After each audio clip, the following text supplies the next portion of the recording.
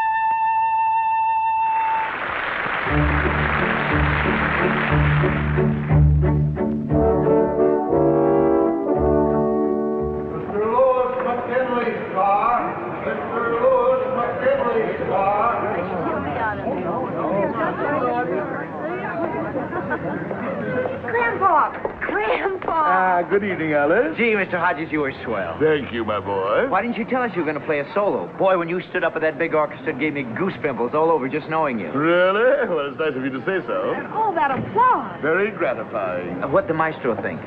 He seemed impressed. Funny, he didn't look so happy to me the way he kept looking around. Oh, why should he have been happy? Grandpa stole the show, didn't he? I'll say, and with nothing but little old Piccolo, too. You want to drive home with us, Grandpa? No, thank you. I prefer to stretch my legs. Oh, come on, Grandpa. We won't be doing anything up front except a little necking. Maybe you could pick up a few pointers. Young man, it may interest you to know that when I retired from that field some years ago, necking became a lost art. Good night. Good night.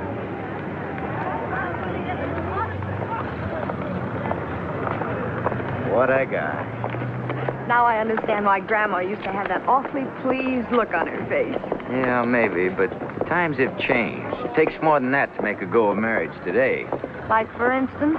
Like dough, for instance, you dough. Yes, I know. You have a theory. It's not a theory, it's facts. I've pointed out... All right, 50 Joe, all right. So we don't get married. Not until I'm in a financial condition to support a wife.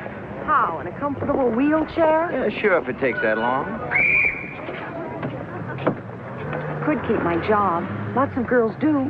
My dear girl, as I pointed out before, this world happens to be run on certain economic principles. But, Joe... Unless and until a man can take care of his own wife, how can he possibly succeed in the broader world of finance? World of finance, world of finance. Who cares about that? I want to get married. Can't you understand that? M-A-R-R-I-E-D. Just the same, we're not getting married until I'm assistant head of the personnel department. Oh, you economic pighead. Good night. Hey, where you going? Anywhere you're not. All right, go ahead, walk. Let's see if I care.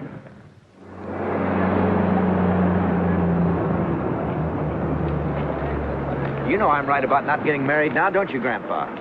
Young man, kindly do not address me by that loathsome word, Grandpa. I am not your paternal ancestor, and judging from Alice's remarks last night, I'm not likely to be any time soon, even by indirection. Hello, my boy. If you want my candid opinion, I don't believe the biological urge from which you both appear to be suffering so acutely gives a hoot whether you're assistant head of personnel or not.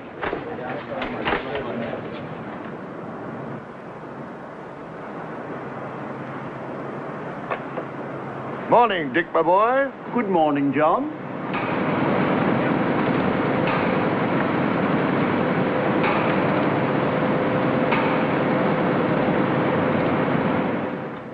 Hodges, John R.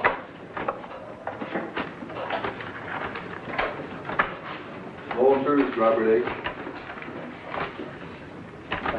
No. Marino, Joe. Oh, no. By the eternal no.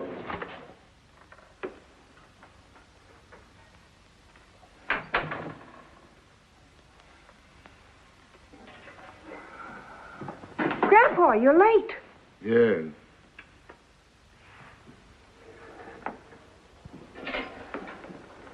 What kept you, Dad? Business. Well, for goodness sake, it's about time. Come on, everybody. I don't want to be out in that kitchen all night. You're usually the first one home, Grandpa. What you been doing with yourself? Playing the piccolo someplace? I had to see the shop foreman. I was fired today. You fired? Retired, I think they call it. What for? What have you done? Nothing, Della. Only it seems the policy of the company not to employ people over 65. Oh, Grandpa, I'm sorry. Thank you, my dear. How do you like that? Fired just because you're 65. Hey, you really 65, Grandpa? My, how time flies. Boy, has this been a wonderful day. First, I get pains in the stomach. When I get home, I find my father's been fired. Well, eat your soup before it gets cold. I don't feel like soup. What's wrong with it? Not enough salt? Not enough salt, not enough anything. I tell you, if it rains tomorrow, I'll go nuts. Who said anything about rain? The weatherman? Yes, sir, that's all we need now. For it to rain and for me to catch pneumonia. Go on. How can you get pneumonia? You haven't even got a cold. Pneumonia happens to be an occupational disease with sign painters. Everybody knows that. You stand on a ladder painting names on store windows. It starts raining. You get wet. Along comes a breeze. There, you see what I mean? Pneumonia. Pneumonia just because you sneezed once, or... What's wrong with you? Cramps? Or don't you like my soup either? I assure you, my action has nothing to do with the quality of your food, Della. I'm just not hungry. So if you'll excuse me. Look, if certain people around here don't like the way I cook, just let them say so. After all, I would like to remind you that I was not raised to be a cook. I happen to be a singer, in case you've forgotten. Before I married your son, I never even had my hands in dishwater. Mother, nobody's talking about your cooking. No, but they're thinking about it. The first thing you know, somebody will remind me that I came from Brooklyn. But first, I would like to remind them that some of the finest people in the world have come from Brooklyn. Yes, and while we're on the subject, I would like to say that there is no telling how far I might have gone if I hadn't thrown away my career for the... Oh, for goodness sake. Now look what's happened. Poor Grandpa. No wonder I have any appetite left. First Grandpa gets fired, then you sneeze, then the piccolo. All we need around here is a great big shiny pipe organ.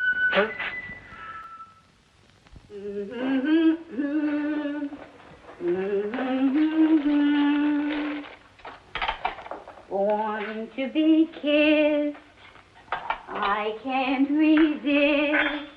You are temptation, and I am yours. Oh, good morning, Grandpa. Good morning, Della. What you doing up so early? I thought you'd sleep till 10 o'clock. I'm not sleepy. Take my advice. Sleep when you can. You want some coffee? Yes, thanks. Only do me a favor, Grandpa. Don't sleep too late. Yours is the first room I clean. I assure you, Della, I have no intention of sleeping late. Thanks. Say, by the way, what are you going to do with yourself all day now that you're 65? I don't know. Oh, go to the movies, I suppose. There's a swell double bill at the Rialto. Or maybe you could go up to the park and play checkers with those other old men. Oh. What's so bad about that? Personally, when I think of the drudgery I go through day by day, I can't wait to get to be your age, so I can live out my life with dignity. Dignity can be a very empty feeling, Della. Yeah, well, you can get used to it. Like me with the cooking. Hey, I just thought of something. With you not working, you won't be bringing any money in. I'm afraid not. Well, if you'll pardon my saying so, Grandpa, that's going to be quite a blow. Financially speaking, I mean. I expect so. Yeah, especially with the way prices are going up these days. Yesterday, I went in to buy a soup bone. Just a common, ordinary soup bone. 78 cents, he says. 78 cents, I says to him. You used to throw them in for nothing. Not no more, he says. 78 cents. That'll give you a faint idea. Soup bone. 78 cents.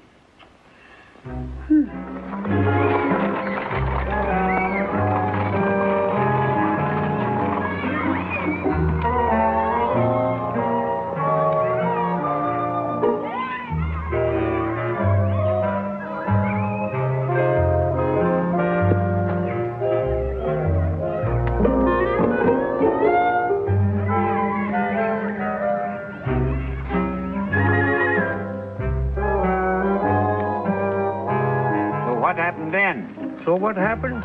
So she picked up my hat and threw it at me. Hit you? Right in the mouth. Get out of the house, she yelled. I got enough to do without you getting in my way all the time. 20 years ago, I'd have thrown her out of the window for that. I'm a Hungarian. Consolidated Motors. Consolidated Motors? What's Consolidated Motors got to do with it? That's what I'd like to know. Listen, there's a public park. Never mind, don't answer. I'll find out myself.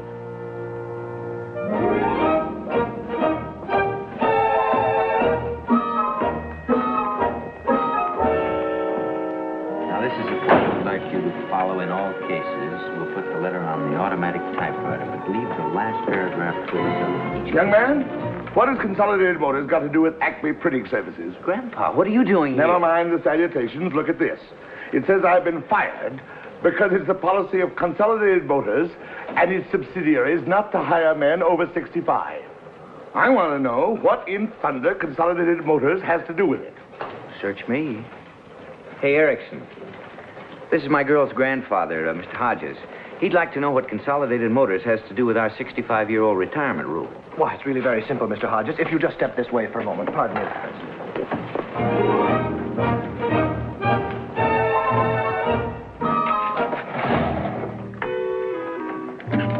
Now, we of the Acme Printing Services are a subsidiary of the Bessemer Publishing Services, whose stock is owned by the Simpson Iron Foundry, which recently merged with the McCullough Nut and Bolt Company, whose parent organization is, of course, United Hardware, the directorate of which is interlocked with Brotherton Steel, a subsidiary of Consolidated Motors. Does that answer your question, Mr. Hodges?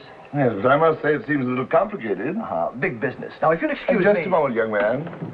Do you suppose if I went to Consolidated Motors, I might get them to change such an absurd policy? Why, Mr. Hodges, you don't mean you'd seriously consider going to Consolidated Motors about such a policy? I'd seriously consider going to the North Pole by a dog sled in the heart of winter if I thought I could get my job back. Well, I certainly wouldn't advise a trip to Consolidated Motors, Mr. Hodges. Even if you got an appointment, which is very unlikely, I don't see how Consolidated Motors could change its whole employment policy involving several 100,000 people just to please you. Now, wait a minute, Erickson. Maybe you could just write a letter to the president of Consolidated Motors. Tell him how you feel. Tell him that you... What's his name? Whose name? The president of Consolidated Motors. I don't know, Sloan, Stone, Ross... Do you know, Mr. Erickson? No, but I'll find out. Mr. Benson, who's president of Consolidated Motors? The president of what? The president of Consolidated Motors. You got me. Why? Never mind. I'll call Mr. Gallagher's office. Mr. Gallagher is vice president in charge of personnel. Yeah? Pardon me, Mr. Gallagher. Erickson speaking. Do you happen to know who's president of Consolidated Motors? Used to be Knudsen. No, he was president of... Anyhow, listen, I'm busy. Yes, Mr. Gallagher. Thank you, sir. Mr. Gallagher doesn't know either. Amazing. Absolutely amazing. Here's one of the most important men in America. A veritable giant of industry. One of the powers behind the producing genius that is America. A man whose decisions affect millions of people. Yet nobody even knows his name. Fairless. That's it, Fairless. He's president of U.S. Steel. Oh. Thank you, gentlemen. You've been a great help. Good day.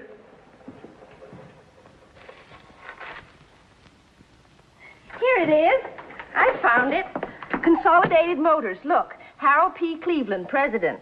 Congratulations, miss. Whether you're aware of it or not, you have just solved one of the great mysteries of the age.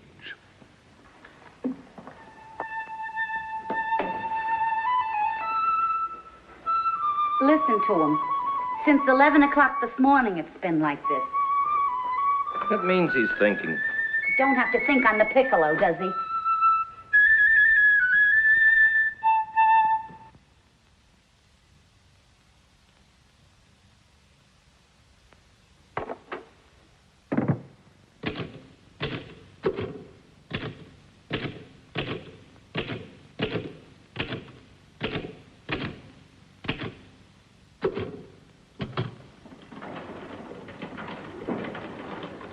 Good morning, Mr. McKinley. Good morning, Harriet. Bring in your book and the mail. Yes, Mr. McKinley.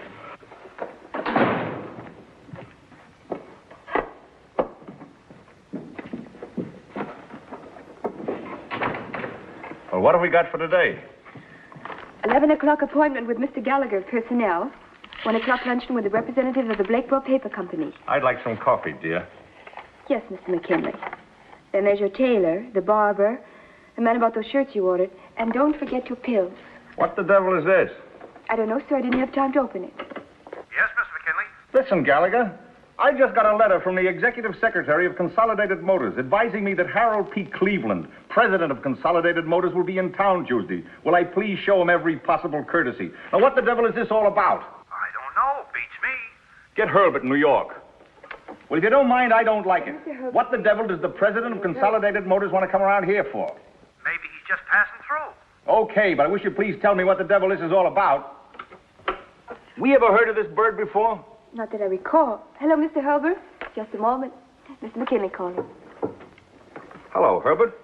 Listen, I just got a letter saying the president of Consolidated Motors is coming up here to inspect my plant next week. I'd like to know why all of a sudden is Consolidated Motors fishing around my place. Well, maybe it is just a goodwill tour, but I don't like goodwill tours, so do me a favor. Get a hold of whoever you can and find out if there's been a change in Consolidated Motors' policy toward its subsidiaries. Maybe they've decided to quit printing. Make more cars or something. Okay, call me back. I want every executive in the conference room at 10:30. And cancel Gallagher. Yes, Mr. McKinley. Send off 3 copies of this as soon as you can. Yes, Mr. McKinley. Listen, gentlemen, the president of Consolidated Motors is coming here next Tuesday to inspect our plant personally. I don't mind telling you, I don't like a lot of big shots sticking their noses in my business. How do we know they haven't decided to convert this place into an assembly line for automobiles or washing machines? And remember, you fellas are in this just as deep as I am. Your very jobs may depend upon it. As I see it, our only hope is to make a good impression. I'd like to see some drawn looks on your faces, as if you'd been working overtime for months. And I'd like to see this place really humming. That's all. Gallagher, how about that trouble we've been having with the bookbinders local? Oh, we've got at least a month before any decisive action will be taken on that, Mr. McKinley. Well, never mind how much time we've got. I'd like to strike a note of accord in time for the inspection. Give an impression of a smoothly functioning factory full of happy employees. Now, what do they want? Another restroom on the 2nd floor. Okay, get it installed immediately. I'm not letting our relations with Consolidated Motors be disrupted over some bookbinder's comfort. Harriet, who's head of the program committee at the Chamber of Commerce? Arnold Willoughby. I want to talk to him on the phone. Oh, but then get my wife, dear.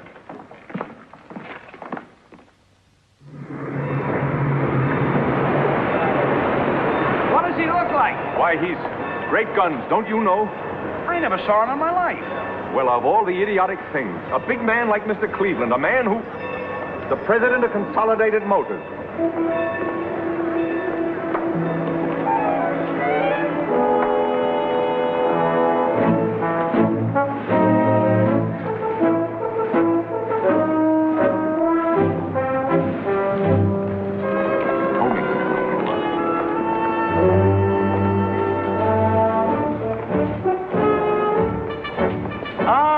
McKinley, what a pleasant surprise to find you here. I hadn't anticipated such a welcome. You're... Cleveland. Harold P. Cleveland. Well, how do you do, Mr. Cleveland? This is indeed a great honor. Thank you. May I present my associate? Oh, I recognize Mr. Saltonstall and Mr. Gallagher, too. Delighted to see you, gentlemen. How did you know? Well, I make it a practice to familiarize myself with all my associates and employees. Shall we go? Yes, of course. My car's outside. Take Mr. Cleveland's briefcase. Yes. Oh, no, thank you. I can manage myself.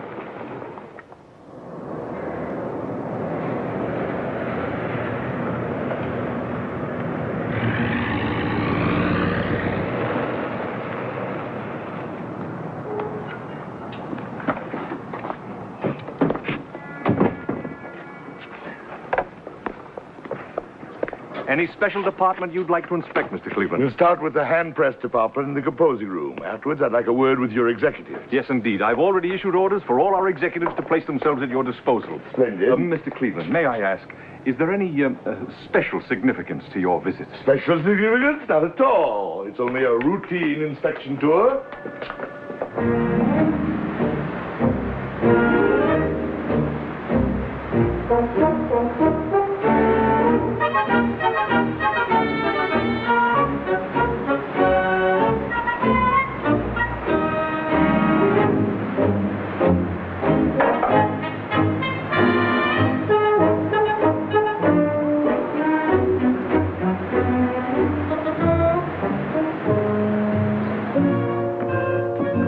with it, Mr. Cleveland, unless, of course, you'd be interested in inspecting our personnel department. I think I've seen all that's necessary.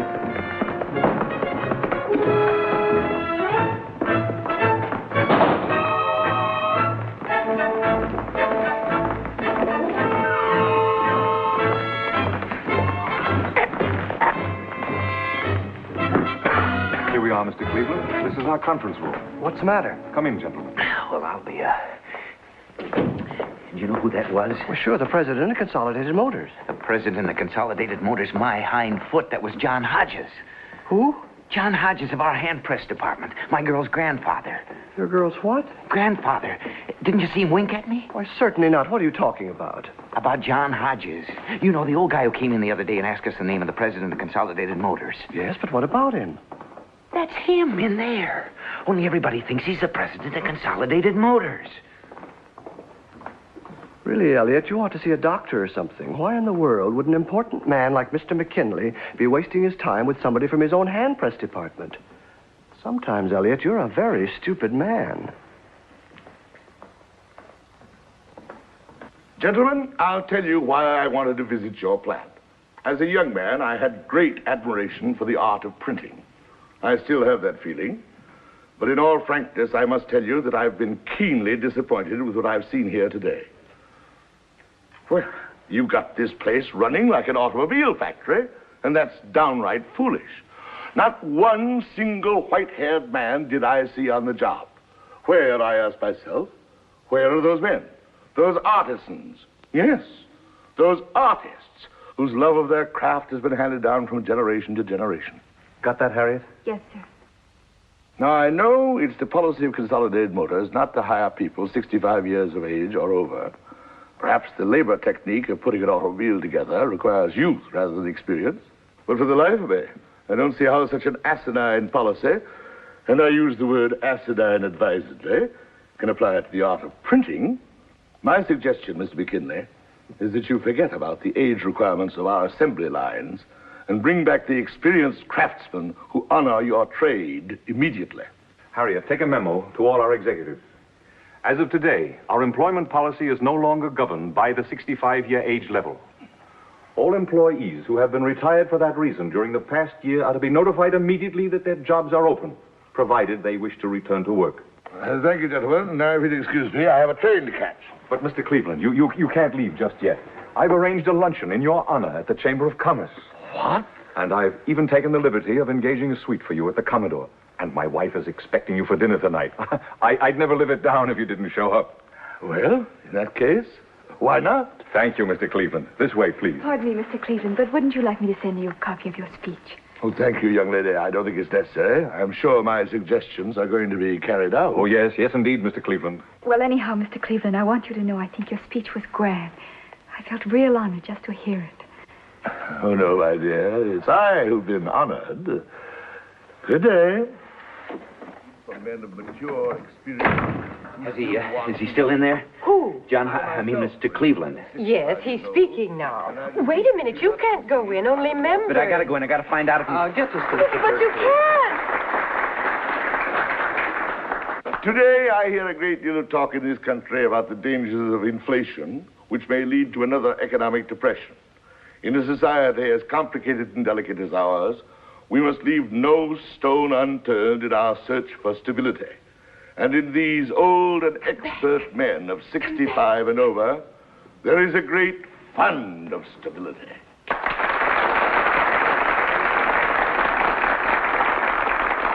I confess there are moments, gentlemen, when I regard mass production and its subsequent benefits of a higher standard of living as a two-edged sword. What are we sacrificing in this frantic chase for comfort? Well, for one thing, we're sacrificing those simple dignities of life which have helped make ours the greatest productive nation on earth. Now, mind you, I think that security and comforts are wonderful things. I'm all for social security.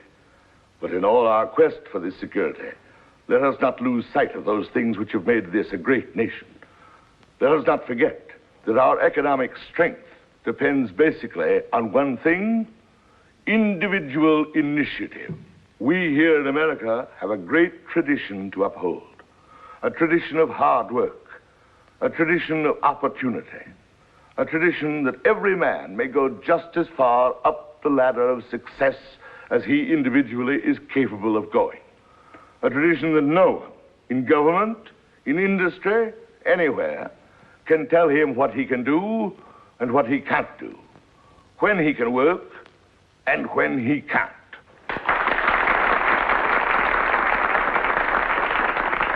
In all earnestness, I tell you, gentlemen, that just so long as our workers can go to their jobs with the same fervor and self-respect that they go to their wives, will we be able to fight off the threats of inflation and avoid the pitfalls of depression.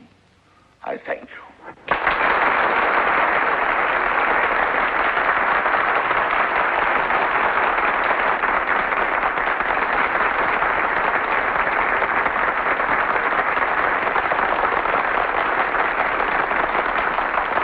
Mr. Cleveland, may I have your autograph? Oh, delighted. Oh, I'm sorry. I'm not permitted to sign autographs. Company policy, you know. Oh, Congratulations, I'm Mr. sorry. Cleveland.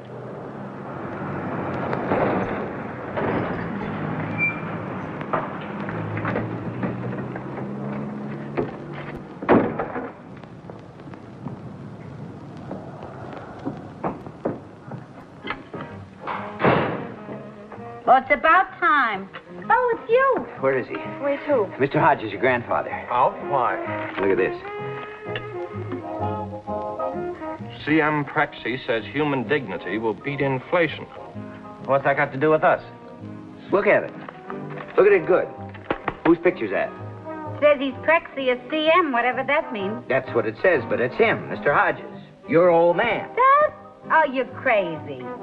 Look, I'm not blind. My eyes are good enough for the Air Corps, and I'm telling you, that's Mr. Hodges. I saw him today with my own eyes. Oh, for heaven's sakes, Joe, sit down and stop being ridiculous. What in the world would Grandpa be doing at a Chamber of Commerce luncheon? Just look at the picture. That's all I ask. Just look at it. That could be a picture of anybody. As far as I can see, the only resemblance is they both got whiskers. Not even the same color whiskers. But I'm telling you, he winked at me. Joe, look at me. Look me in the eye. Have you been drinking? Drinking? I who think of nothing but success 24 hours a day drinking? Well, I like that. But I'll tell you one thing, I'm going to get cockeyed tonight if somebody doesn't start believing me. Oh, boy, what a house this is. First, we get a piccolo player. Then we get a fellow who sneezes just once, and all of a sudden he's in a hospital for an occupational disease. And now we got a lunatic on our hands who starts seeing things in newspapers. By George, this Cleveland makes sense. I'm going to save this. I want Dad to read it. Read it? He said it. Joe, please. So you think I'm drunk? Well, what else am I to think when you come bursting in here screaming that Grandpa is president of Consolidated Motors? Okay, I'm a liar. I'm drunk. I don't know what I'm saying. But I'm telling you, I saw him today, and he winked at me. Good evening, everybody. There's good news tonight. This afternoon, Harold P. Cleveland, president of Consolidated Motors, offered a confused world the best recipe to beat inflation and continue prosperity that this commentator has heard. Yes, sir. Winked at me. Have you already mixed the martinis? Yes, madam. My husband likes them very dry. I understand, madam. He also likes them served immediately after he comes in. Yes, madam. Well, that may be he now. The wife should be ringing the bell. Shall I go and see, madam? Please. Willie. Huh? Turn that thing off. Okay. Good evening. Good evening. Who should I say is calling, sir? Me. Mr. McKinley. I live here. I beg your pardon, sir. You'll find Mrs. McKinley in the drawing room. New butler. I tell you, the servant problem Yes, today. I know. I've been having trouble with my cook lately, too. Lucille, this is Mr. Cleveland. Mr. Cleveland, my wife. How do you do, Mr. Cleveland? It was nice of you to come. Thank you. It was nice of you to have me.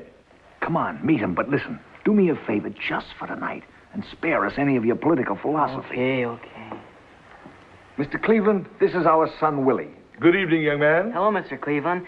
Hey, we were studying economics the other day, and I saw a picture of you. But you don't look a thing like you do. Willie. Yes, sir.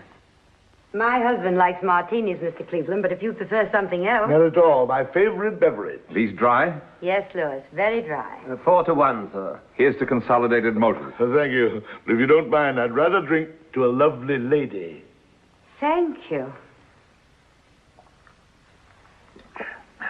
I'll take the tray. Yes, sir. What class are you in, young man? 10th? On the football team? Well, kind of. Kind of. Oh, so that's the way it is. I used to be a bench sitter myself. How about a little refill, Mr. Cleveland? Thank you. A wee modicum, perhaps? I thought we'd have dinner at home tonight.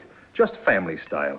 After that, if you like, I thought we three might run out to the country club for a little while. The country club? I'd like you to see it. It's brand new and not half bad. Most of my executives belong. Got a great little golf course. What do you say? Well, I'll be delighted. That is, if Mrs. McKinley... Oh, I'd like it very much. Very much indeed.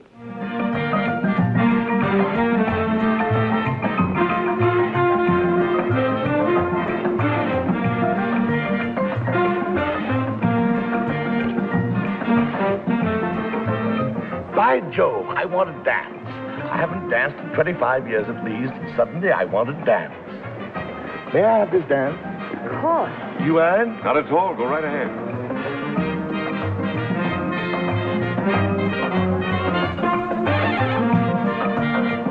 What kind of barbaric music is this? It's the rumba. For one moment, I had the wild illusion it was the bunny hug.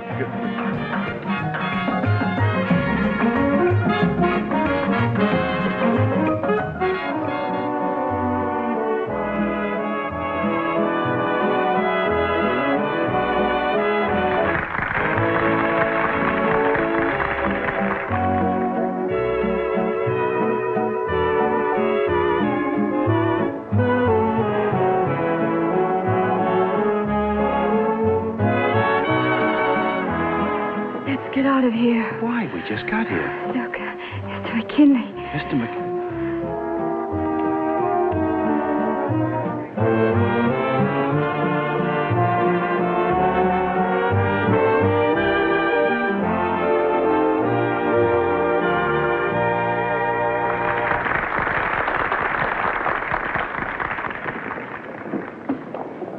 Well, you two must enjoy dancing.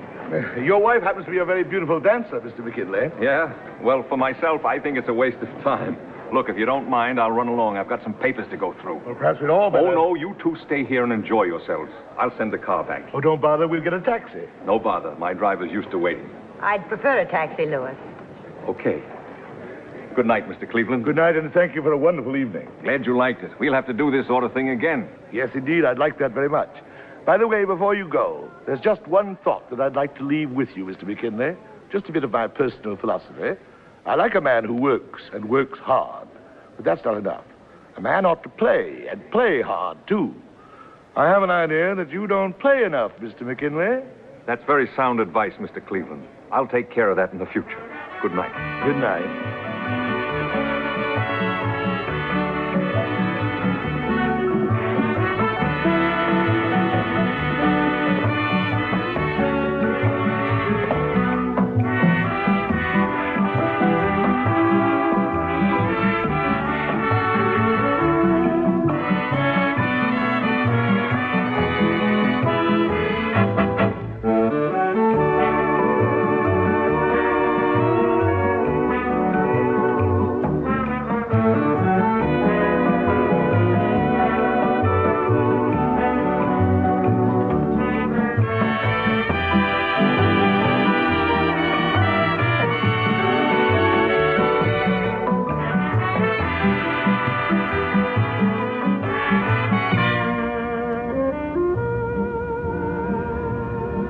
Do you mind if we get out here? It's only a little way, but I can't bear to go in yet.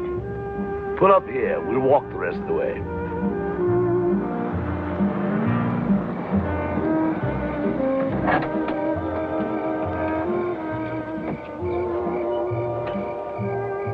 Just wait for me, please.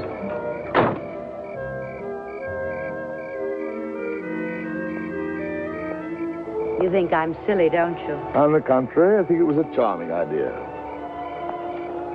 You'll never know how much this evening has meant to me. You don't go dancing often, I take it. I never go dancing. Do you and your wife? My wife died 25 years ago. Oh. That's why you said you hadn't danced in 25 years at least. I haven't done much of anything since then except work. You loved her very much, of course. Of course. People don't love each other like that anymore. No. Life's become too complicated. Young men these days are afraid to marry until they can offer their wives all the frills of security and comfort. I don't think it was that way with us. I loved my wife. I loved my work. Life somehow just went on with a sort of simple grace.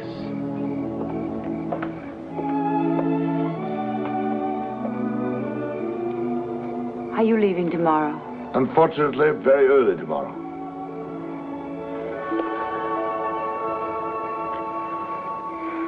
Sorry. I don't know what's the matter with me.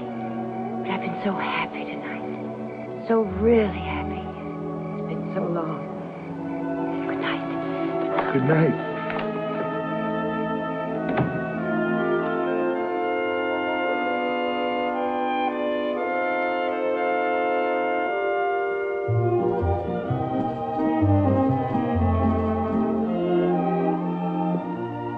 Listen, don't give me that he wanted to talk business routine. Funny, but every time I want to talk business, you're always too busy. But it's true, Mr. McKinley. You know, as a rule, I never mix business and pleasure.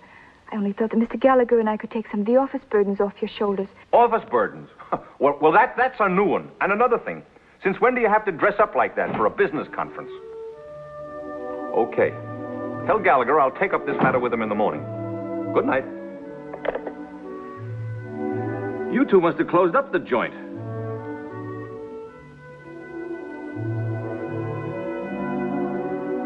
By George, you're really a good-looking woman, Lucille. And did he go for you? Couldn't take his eyes off you. What did you do after I left? Louis, I want a divorce. What? Do you love me, Louis? What the devil has that got to do with it? Answer me. Do you?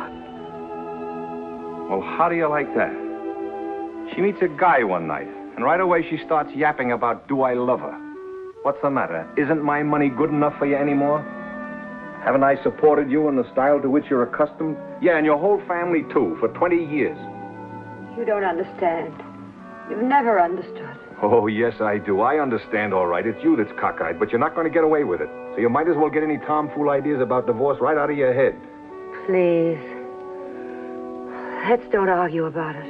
We've been married 20 years. Sounds kind of silly to be talking this way after 20 years, doesn't it? I'm sorry it's turned out so badly. But I've been so miserable. Not so fast. I want to know what happened tonight. I told you nothing happened. Don't give me that. What happened? It's just that tonight, for the first time in years, I've known what it's like to be admired and respected, to be treated the way a woman wants to be treated. I know you think it's silly, but it's true. Just once more before I turn the corner, I want to know what love is. Well, that's just great. That's just wonderful. You know a man 20 minutes, and it's love and bloom. Oh, I realize I'll probably never see him again. But I can go on the rest of my life, just dreaming about tonight. Well, how do you like that? We've been married 20 years, and now you're in love.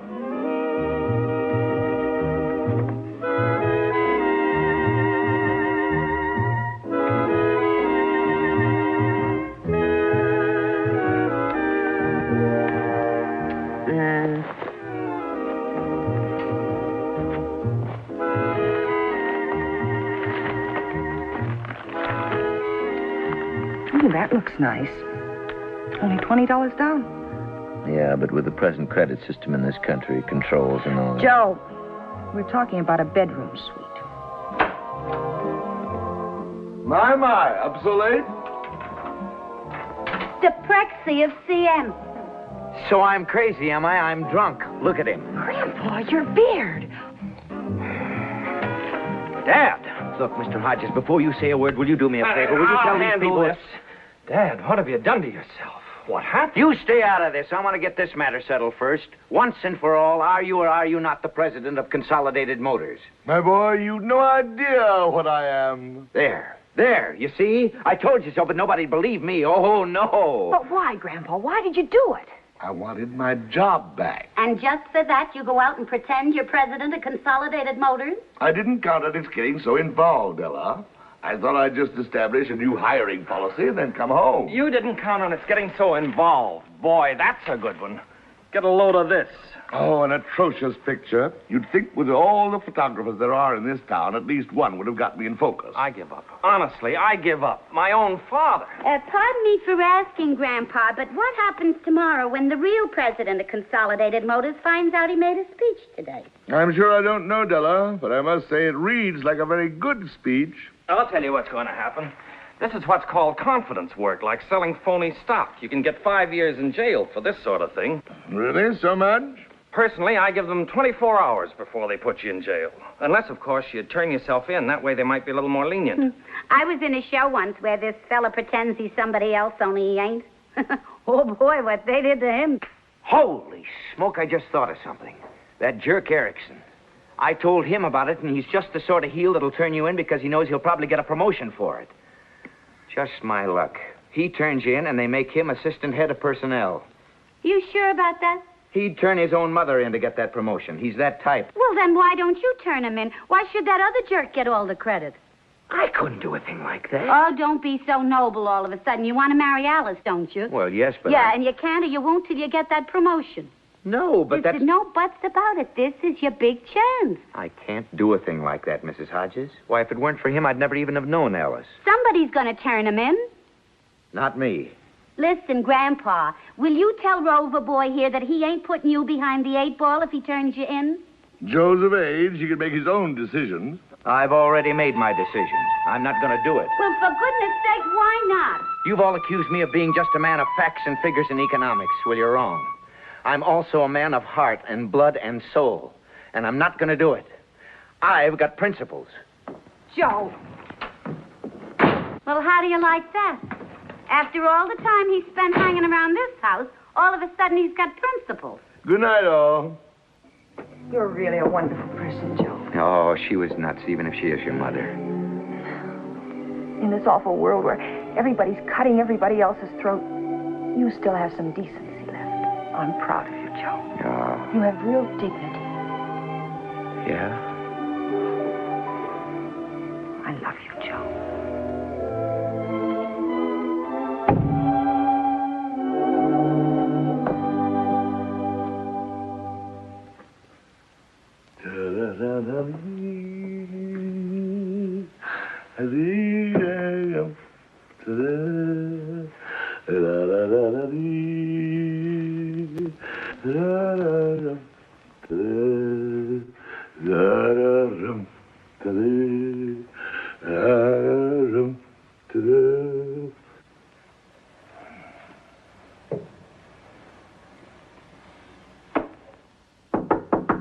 Come in. Grandpa, I just made a wonderful discovery. Really? I just realized that you're a great man. Ha ha! I guess I'm beginning to grow up at last, Grandpa, to understand things. What kind of things, my dear? Dignity. That's the word, dignity. All of a sudden, it came to me like a flash of lightning that there's nothing so important as a person's own dignity. It's more important than maintaining a high standard of living or even being assistant to the head of some old department. And that's what this was all about, wasn't it? You were fighting for your dignity, the dignity of your work.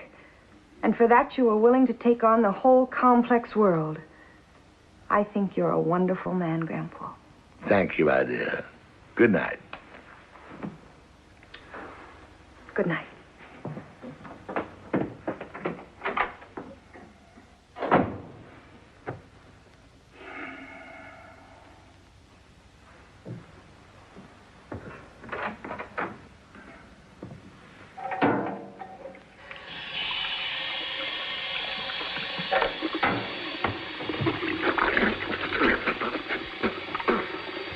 Egad.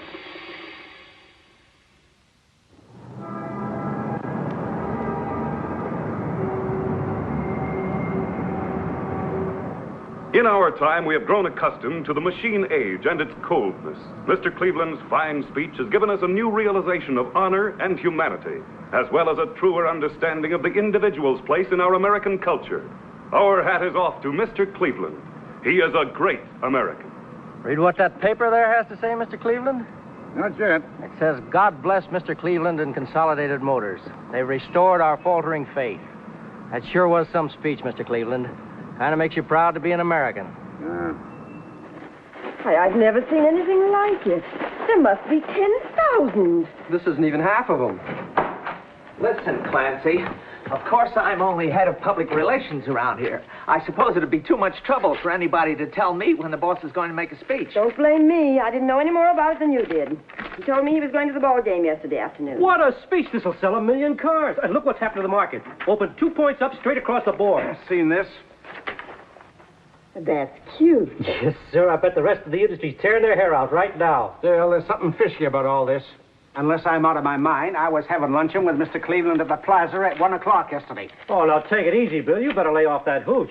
That's when he was making this speech. Well, maybe 1:15, 1:30, but I know it was yesterday. Hey, Harold, what's the big idea? Set up a special meeting of the executive committee in my office at 11 o'clock and get my lawyer.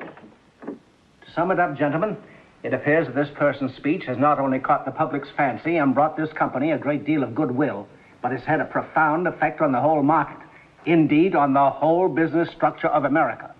The question now is, what are we going to do about it? There's only one thing we can do. Categorically deny the whole thing. And categorically deny ourselves $25 million? Well, if we don't deny it, you can bet that somebody else will. Then where will we be? You're a lawyer, Joe. What do you think? Well, frankly, it looks to me like a carefully planned maneuver, not only to create a bull market, but to put Consolidated Motors in an awkward spot. Maybe, though actually, when you analyze it, the speech doesn't really say anything except what we've all been saying. About individual initiative, keeping our shoulders to the wheel, and giving a bunch of old men some jobs. If you ask me, I'd say it's the work of a crackpot. I disagree. I've read the speech a dozen times. I don't find any crackpot ideas in it. In fact, I consider it a splendid speech. I'm inclined to agree with everything it says. No, Ernest, the thing that worries me is, why didn't I make that speech? What? You're paid a handsome salary to handle the public relations of this company. Here's a fine business talk that I could have made. Now, why didn't you think of it for me? But Mr. Cleveland, In fact, why didn't I think of it for myself? For that matter, why didn't some of you other gentlemen think of it for yourselves? Well, I think Mr. Cleveland has a point there. Now, my suggestion is that for the time being, at least until we can make an investigation... I've already taken steps to do that. Then I move we just sit tight. I second the motion. All in favor? Aye. Aye. Gentlemen, I know I don't have to caution anyone here that this is a matter of utmost secrecy. Good day.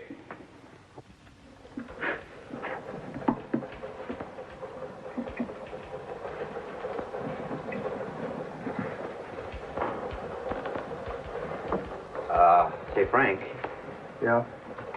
You remember my telling you yesterday about the president of Consolidated Motors and how it was really an old guy in our hand press department? So? You haven't told anybody yet, have you? Well, hardly. Well, do me a favor and don't. It's a long story I can't explain, but just take my word and don't. Sure. Thanks. Well, see you around.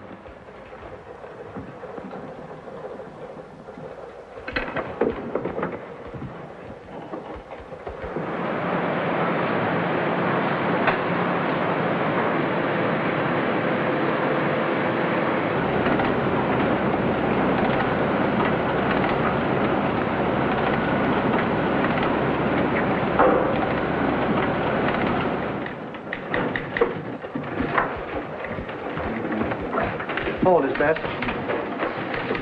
Thank you. Come in.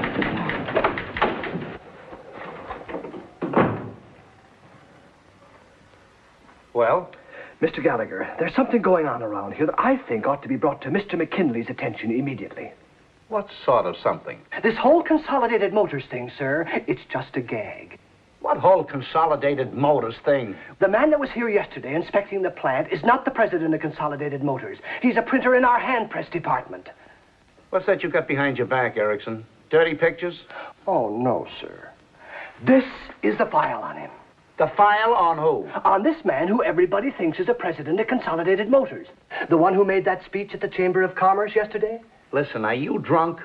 Oh, no, sir. Well, then what's itching you? What are you driving at? Only that the man that was here yesterday inspecting the plant was an imposter. He pretended to be Harold P. Cleveland, the president of Consolidated Motors, and he's not. He's John Hodges, a printer. Listen, Erickson, if this is a gag, I don't like it. I know it sounds fantastic, sir. You're getting to be something of a screwball. You know that, don't you? Me, sir? I've got to make my choice for a new assistant around here pretty soon, and I don't mind telling you, you're not giving me a very good impression. But it's not a gag, sir. It's true. Honest it is. What's true? The president of Consolidated Motors that was here yesterday was not the real president of Consolidated Motors. The real president is a man named Harold P. Cleveland. The man that was here yesterday is John Hodges, who works in our hand press department. All you have to do is look at his picture right here in the file, sir. Never mind the file. Now, let me get this straight. You say the whole world thinks the man who inspected our plant yesterday was the president of Consolidated Motors. Is that it? Yes, sir. And then he made the speech at the Chamber of Commerce. Mr. McKinley thinks he was the president of Consolidated Motors. The papers think so. The Chamber of Commerce thinks so, but you don't. You think he's a measly little printer in our hand press department. I'm sorry if you refuse to believe me, Mr. Gallagher. Don't be silly, Erickson. Of course I believe you. And by the way, my name isn't Gallagher. I'm Harry Truman, President of the United States. And you're not Erickson. You're Princess Elizabeth's baby, Bonnie Prince Charlie, remember? But, Mr. Gallagher... Get out of here. And the next time you come in with one of your fool stories, I'll have you locked up in a padded cell. Now, get out!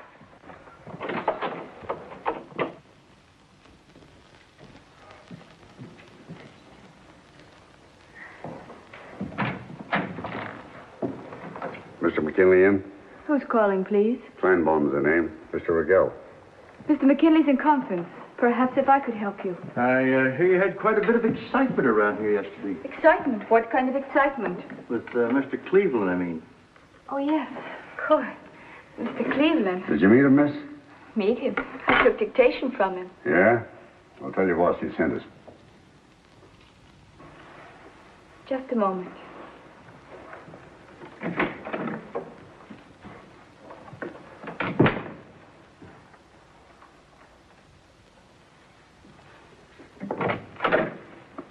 Mr. McKinley will see you now. Thank you, miss.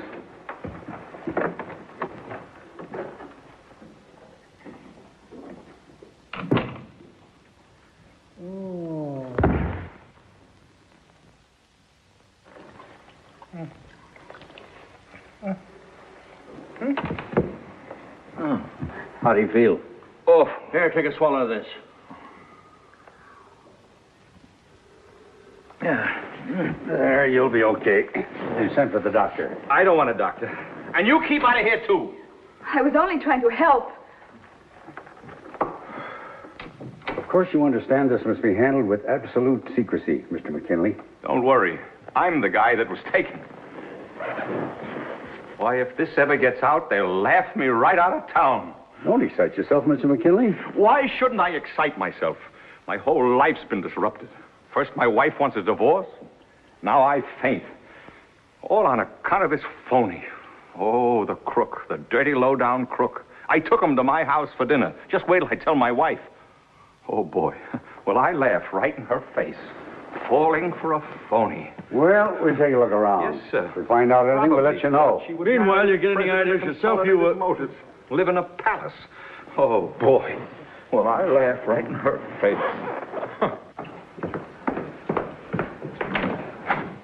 I've got to see Mr. McKinley right away. It's a matter of life and death. What's the name? Mr. Erickson of the Personnel Department. Personnel. Mr. Gallagher's department? That's right, and please hurry. Mr. McKinley's very busy. He can't see anyone. I think Mr. McKinley would rather have things go right along as usual, miss.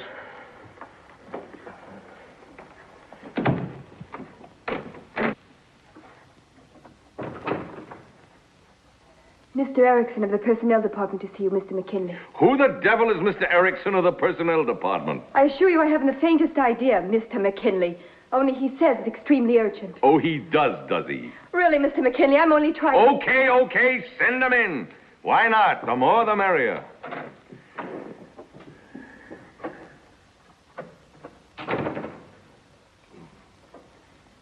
Well? Mr. McKinley, I have reason to believe that the man who was here yesterday, posing as the president of Consolidated Motors, was really an imposter. How would you like to be fired? Sir, Listen, you half-wit. If you dare breathe another word of what you've just said to me to a single soul, I'll have you thrown out of here on those pencil-striped pants of yours. Mr. McKinley, I have the man's file right here, his picture. Shut up and get out of here before I brain you. Yes, sir. Wait a minute. Yes, sir. Give me that file. Yes, sir. Mr. McKinley, control yourself. Go fry an egg. Well.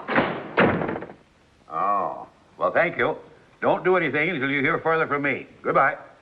Kleinbaum, he says the man works right there in the plant. The police been notified? Oh, wait a minute. You want to break this thing wide open? But you can't let a low common thief, a confidence man, go around professing to be president of Consolidated Motors. Well, keep your shirt on. Nobody suffered any great damages. In fact, when you come right down to it... Wait till you get a load of this, straight from Union headquarters. Listen, since Mr. Cleveland has shown a willingness to see labor's point of view, and since the United Automobile Workers are just as eager as Mr. Cleveland to maintain the nation's economic strength, we hereby pledge ourselves to arbitrate all current differences in the same spirit as his speech. How do you like that? Why, this is absolutely the most ridiculous position the company has ever been in. Looks like we're saddled with that fool speech whether we like it or not. That's right. If we deny it now, we'll be accused of trifling with the future prosperity of America.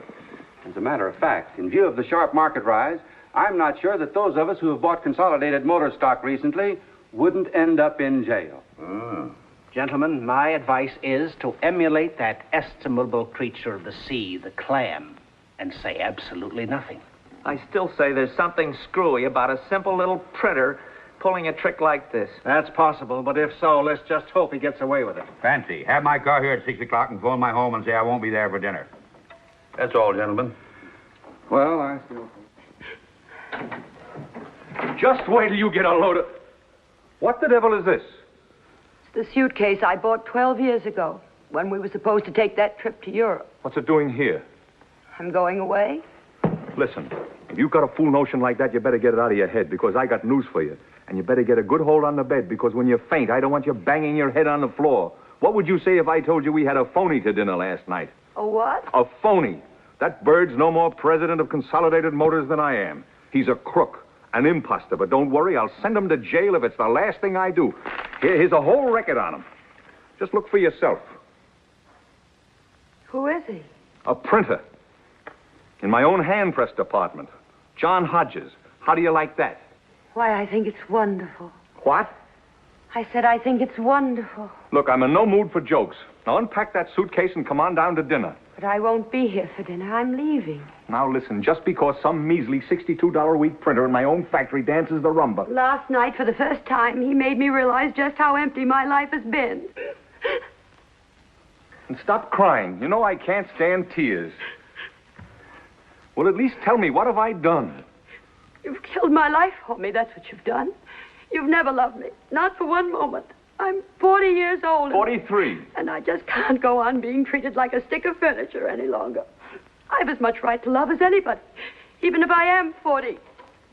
What you said. Have you really been so miserable, Lucille? Well, I'm sorry if I've made life so unbearable for you. I didn't know I was doing it. Well, maybe it's not all your fault, Louis. You can't help being what you are.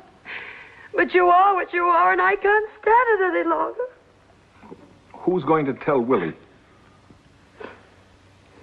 I'll tell him. Lucille, this is a terrible thing that we're doing. I don't like divorce. I was brought up not to believe in divorce. We were married in the church, and there's something unholy about a divorce. I wish you'd weigh this decision carefully.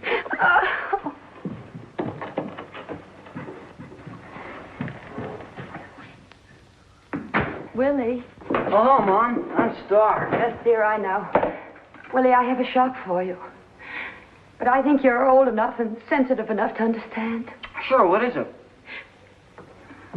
Your father and I, we're separating. We're getting a divorce. Divorce? Is it a very big shock to you, dear? Is it a shock? Boy, is that some question? Of course it's a shock. Naturally it's a shock. Oh, I'm sorry, dear. I didn't mean to shock you. But I thought it would be better if I came straight out and told you. Here, sit down, darling, please. I don't want to sit down. I don't feel like sitting down. You're angry with me. I'm not angry. I'm just upset, that's all. What's so surprising about being upset? You'd be upset, too, under the circumstances. Oh, dear, I didn't mean to upset you. Actually, I'm quite upset myself. I feel terrible. Right here in my stomach. Willie, you're not going to be sick. I don't know. I must have some kind of psychosomatic disorder. It hits me right here in my stomach. Oh, dear. I don't know what to say. I've never felt so miserable in my whole life. I'm going away. Where? I don't know. To my family in Maryland, I suppose. Of course, they'll be furious with me. They'll want me to come straight back and apologize to your father, but I just couldn't do that. Oh.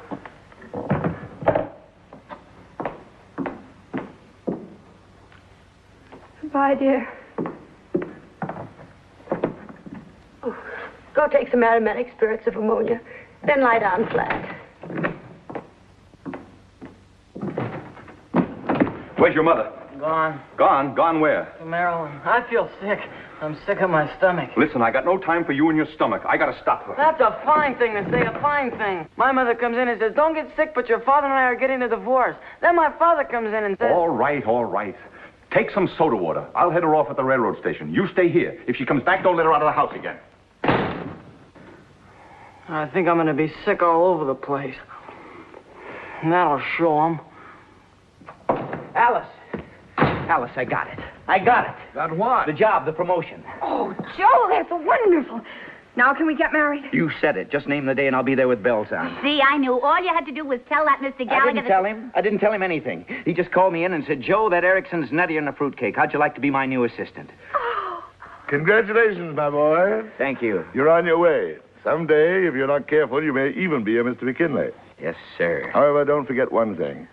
There's more in life than mere success, young man. Or rather, you should make up your mind what you mean by success. Remember, it's not just having a job. It's not just making money. It isn't? In fact, it has nothing to do with those things. It's what a man gets out of his work that matters. Are you doing something you like? Are you aware of the essential dignity of what you're doing with your hands, with your mind? Well, I certainly... First of all, there's a stewardship of responsibility that one of your generation... Yeah, well, there's the beer. What beer? The beer I ordered to celebrate our engagement, you dope. A case, a whole case. Wait, how do you know it's the beer? Maybe it's the police. The police? Oh, my goodness. I'll go. Yes? Does a Mr. John Hodges live here? Who's calling, please? Mrs. Lewis McKinley. McKinley? Oh, I'm sorry. He's gone to the country. Alice, let Mrs. McKinley in. You're... John Hodges. I dyed my whiskers. You must excuse my granddaughter's behavior, but you see, we were expecting the police, so naturally she was suspicious. This is the rest of my family. My son George, my daughter-in-law, Hello. and Mr. Elliot, the young man who thought you were a case of beer. How do you do? How do you do? May I see you for a moment alone, please? Certainly. Come into my bedroom. Thanks. His bedroom. So what? After what's been going on in this house for the last 24 hours, you going to draw the line at a bedroom? So what? No, please. Don't turn on the lights. Not yet. Well, it's a little compromising, isn't it, not having the lights on? I'd like to feel a little compromised. I'm leaving my husband. Really? May I ask why?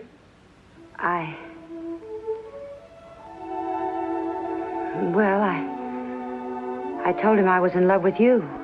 With me? But that's ridiculous. You've only seen me once. That doesn't matter. I know you for what you are. A gallant and wonderful man who respects me and acts like a gentleman. Even if you are what my husband said you are, a phony. Did your husband say that? Oh, he said some terrible things about you. He said you're a crook and an imposter and he's going to put you in jail. But I don't care. I'll stand by you. I'll even go to court and testify for you. And you can testify for me. Mrs. McKinley, I'm going to turn on the lights. Oh, no, please. Not yet. Yes, Mrs. McKinley. Now, immediately. Mrs. McKinley, though I may be everything that your husband says I am, and everything that you believe me to be, I am emphatically not a correspondent in a divorce suit. Do I make myself clear? Then last night was just last night? Mrs. McKinley, you're a very handsome woman. You dance extremely well. You also have a gift for summing up a situation. Last night was simply last night. I'm sorry if my bluntness offends you, but I assure you I have no intention of coming to treat any man and his wife, especially one as impulsive as you are. Perhaps if I were 30 years younger... Oh, no, please. Don't blame yourself. I understand, and I deserve this. I guess I'm just a silly woman who's made quite a fool of herself. And though it pains me to say so, you are. My husband and I have been married for 20 years, and this is my first infidelity. You don't say. He married me because I was society, and I married him for his money. Not that I couldn't have fallen in love with him. He's not bad looking, you know. On the contrary. He has a certain vibrance. Oh, yes, I'd say he's full of vibrance. Sometimes there's something almost exciting about him. Only he's not in love with me. How can you be so sure? Well, at first I thought he might be in love with me. I can remember he used to kiss me with all the tenderness of a wild stallion? Then after a while, he never kissed me at all. Life was just a succession of fur coats and invitations to dinner. That's all I've been. An invitation to dinner. Mrs. McKinley, do you know what I think? I think you're in love with your husband. Me? I have an idea that if you were to kiss him once, just once, with all the tenderness of a wild mare? Mrs. McKinley, I think we both need some coffee. Let's get out of here. I knew this would come in handy. Here, hang on to that. Serviette? Hey, the beer. I'll get it. Yes? My name is Harold P. Cleveland. I'm looking for Mr. John Hodges. They're here. Who? Some man who says he's Harold P. Cleveland. The one with the black beard? That was Grandpa. Here, I'll handle this. You got a warrant? No. Nobody gets in here without a warrant. Who is it now? Some flatfoot pretending he's Harold P. Cleveland. Who does he think he's fooling? Anybody knows that Harold P. Cleveland wouldn't be coming here personally to make the arrest. Good evening, sir. You were looking for me? You're John Hodges? I am. I'm Harold P. Cleveland. How do you do, Mr. Cleveland? Won't you come in? Thank you. Mr. Cleveland, I'd like you to meet my son, George, my daughter-in-law, Della. Hello. Mrs. McKinley, my granddaughter, Alice, and her fiancé, Mr. Elliot. How do you do? We're celebrating their betrothal. Oh, congratulations. Take Mr. Cleveland's hat, Alice. Oh, no, thank you. I can only stay a moment. You're not Harold P. Cleveland. You can't fool us. But I am Harold P. Cleveland. If you don't believe me, my chauffeur is outside. Ask him. How do we know he's your chauffeur? Well, I don't usually carry much in my wallet. But here. Sorry I haven't my fingerprints. Well, what is it you want, Mr. Cleveland? I just wanted to meet Mr. Hodges, that's all. I'd like an explanation. I think I deserve an explanation. I agree, Mr. Cleveland. Would you step in here, please? I don't mind telling you, Mr. Hodges, you put Consolidated Motors in a highly ridiculous position with this escapade of yours. And while I'm told that technically you've committed no crime, I'd still like to know why you did it. Did I hear you say that I'd committed no crime? Probably not. At least that's what our lawyers say. And from the fees they get, they ought to know. Well, well, this is a pleasant surprise. My son here was sure that I'd go to jail for 5 years. Imagine that, George. No crime. What do you know? He really is the president of Consolidated Motors. He is? There's no doubt about it. Is that so? My, what a crazy evening this has been. First, my daughter gets engaged, and then the president of Consolidated Motors drops in. Joseph, get the president of Consolidated Motors a chair. I declare, when you stop to think of it, you know, nobody's going to believe me when I tell them. They're going to laugh right in my face. Somebody give him a piece of cake. Oh. It's a Lady Anne chocolate surprise. Well, no, thank you. Oh, come on. I made it myself. My doctor doesn't allow me to eat cake. Oh? Why? You got diabetes? Oh, no, it's something entirely different. Oh. I'm sorry. May I shake your hand, Mr. Cleveland? I'd like to tell the people at the plant that I shook the hand of the president of Consolidated Motors. Not that they'd believe me, but I'd like to tell them so anyway. That'll do, Joe. Maybe you'd like a cup of my special coffee, Mr. President. Everybody says what good coffee I make, even though I'm not the cook type. I was on the stage, you know. Maybe you saw me. No, I'm afraid I never had that privilege. Have you any saccharin? Saccharin? No, but we can get you some in just a minute. Hey, Joseph, run over next door and borrow a cup of saccharin. Oh, well, please don't bother. I'll take it just as it is. Only half cream. No bother at all. You sure you never saw me? I was billed as Della Robbia, the bombshell of song. I never went to the theater when I was a young man. And now, Mr. Hodges, I'd like to hear your story. Well, it's really a very silly story, Mr. Cleveland. In fact, when I look back on it, it seems absolutely incredible. Here you are. Excuse me. Now, don't go away. I'll be back in just a minute.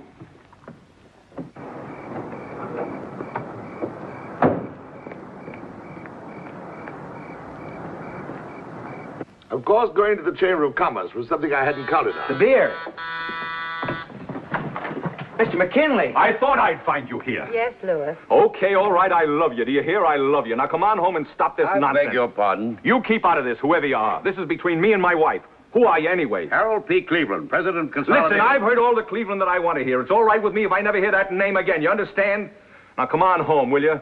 I apologize for whatever I did. I said I apologize. Right, Louis, only don't shout so. I'm not shouting. I just said I apologize. Yes, dear, I heard you. Dear? Did you call me dear? Yes, dear. Well, I'll be...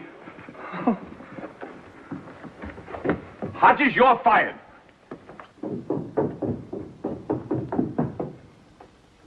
Grandpa. Grandpa? Oh, I beg your pardon.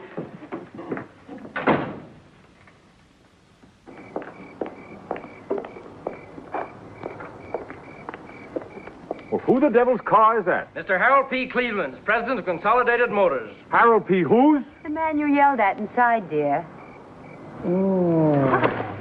And that, Mr. Cleveland, is the whole story. And quite a story it is, Mr. Hodges. Pardon me for suggesting it, but I just happen to have this album laying around, and only this afternoon I said to myself, Della, if the right part... Della, there's no time for that now after what's just happened. After what's just happened? Dad's been fired. That's what. Fired. Fired? What, again? It's all right, Della. I knew all the time it wouldn't work. Oh, fired, and after all the trouble we've gone through. Mother, please.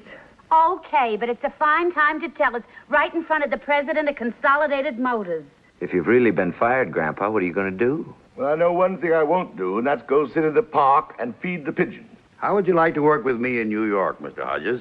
There's a little office next to mine. We could have it redecorated. Oh, Grandpa. For goodness sake, imagine New York. Maybe you could find a little apartment. I'm sorry, Mr. Cleveland, but I couldn't do that. You know the well-known hackneyed phrase, New York may be all right for a visit. Maybe you could live in Brooklyn. No, Della.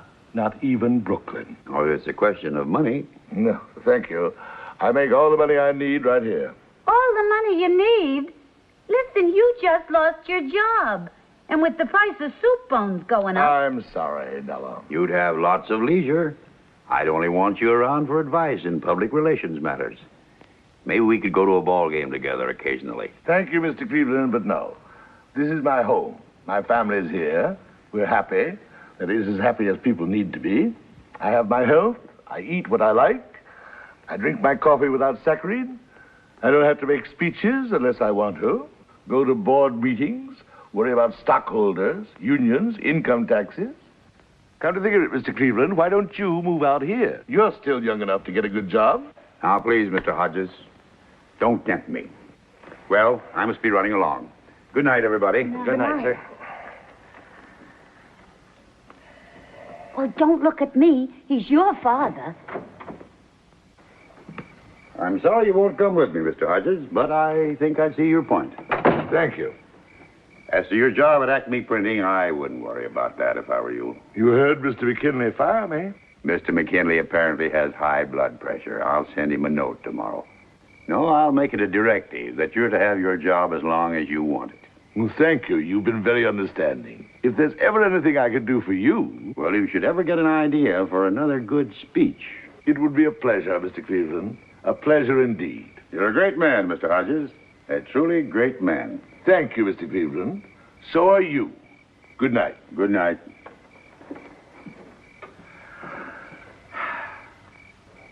Ta-da-da-da-dee-da-da-da. Ta-da-da-da-dee-da-da-da. Ta-da.